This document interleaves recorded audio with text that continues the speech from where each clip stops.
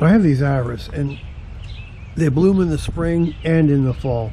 And I never understood how that could happen, because irises only bloom in the spring, or at least I thought.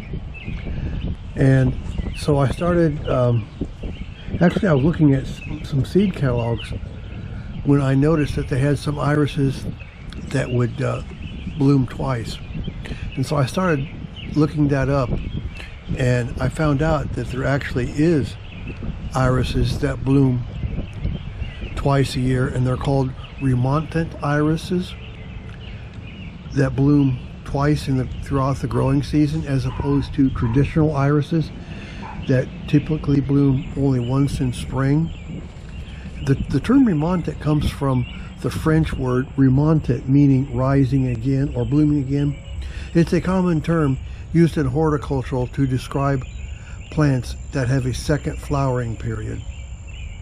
But anyway, now I know why my irises all bloom in the spring and in the fall. Or at least this clump of yellow irises anyway. Well, thanks a lot, and we'll talk to you next time.